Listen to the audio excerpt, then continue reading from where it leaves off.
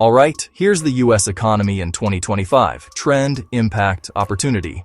So you can spot where the real upside is. First, the macro snapshot. Trend, GDP growth is in that 2 to 3% lane. Inflation's moderating toward about 3% on CPI. And the Fed has trimmed rates a bit after the big hiking cycle. Impact, it's not a fireworks show, but it's steady. Lower inflation plus moderate growth means less whiplash for households and CFOs. Opportunity, cautious optimism. Capital is getting picky and flowing to high ROI zones like AI, software, green energy where productivity gains are obvious. Consumer and households. Trend. People are still splurging on experiences, travel, dining, gadgets. But they're taking a beat on big-ticket stuff like cars, homes. Debt is up a bit, especially credit cards, student loans. And the digital lifestyle keeps winning. Streaming, e-commerce, gig income. Impact, wallets are not closed, they're curated. Subscriptions that feel essential stick. Impulse big purchases? Not so much. Opportunity, build for convenience and recurring value. Online retail, fintech that reduces friction, subscription services with clear benefits. If you remove a headache at checkout or budgeting, you win. Business and investment. Trend. AI, automation, cloud are the new baseline.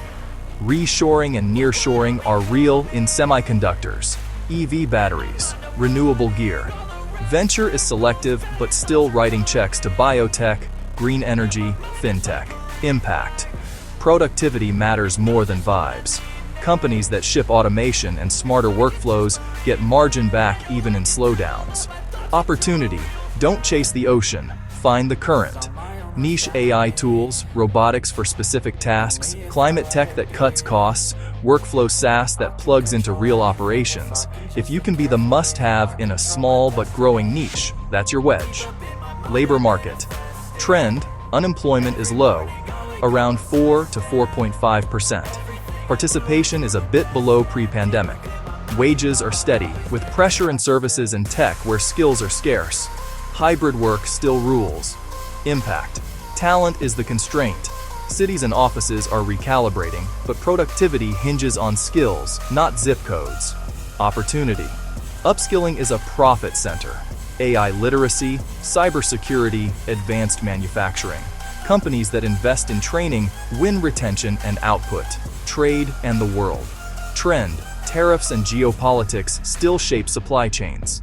U.S. exports stay strong in tech, aerospace, services. China and the EU keep nudging the chessboard. Impact. Supply chains are now strategy, not back office. Flexibility beats perfection. Opportunity, build optionality, dual suppliers, partial domestic production, products that can pivot components. If you can localize or swap inputs fast, you gain resilience and market share. Sector by sector quick hits. Technology and AI, high investment, high adoption. Opportunity, co-pilots, automation tools, data cleanup, warehouse robotics and factories. Ship outcomes, not buzzwords. Green energy, federal incentives and public demand. Opportunity, solar installs, EV charging networks, grid software, batteries, especially storage that stabilizes peak loads. Healthcare and biotech, aging population plus innovation.